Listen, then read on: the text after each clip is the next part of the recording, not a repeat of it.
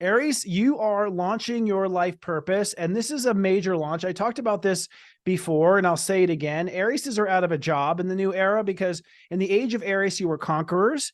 In the age of Pisces, you were heroes and peacemakers. And now in the Aquarius age, what are you? I don't know. What is the Aries in the new age?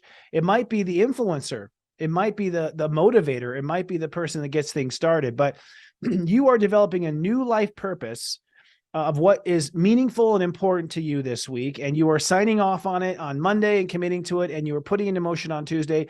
So on Tuesday, do something symbolic of your life purpose. Now, while this is happening, Mercury in retrograde in Capricorn is saying you've got to make some new decisions about your inner workings if you're going to launch this life purpose. So that means you might have to be less hard on yourself, maybe gentler with yourself. Sometimes a gentler hand gets a lot farther than a harsh hand. Remember, we're changing eras now, so you can change the methodology and how you do it and how you respond to it. So you're going to be making some new decisions inside yourself. Like, I'm going to go ahead and I am going to walk every day because in the new era, I am going to be healthy. I am going to stop, doing this. I decide to stop doing this. So because in the new era, I want to be this way.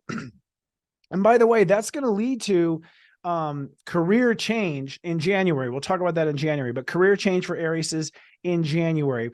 This self-discipline is the first part of that. Now that Mercury, the self-discipline trines into self-worth. So in some ways, you've got to feel better about yourself, give yourself more credit, which then changes the way you think.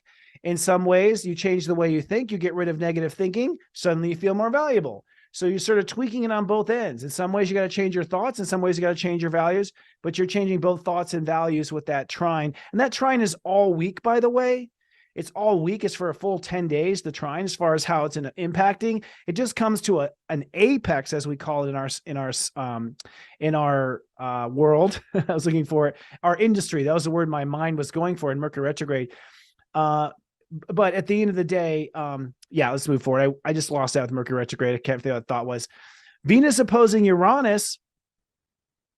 This is where you are going to open up now to new boundaries to accommodate the new money. So you might have to open up and say, I got to clean out the garage if I'm going to make money as a mechanic on the weekend. That's like a very basic obvious. And so you got to change where you draw the line with certain people and certain things if you want money to go up.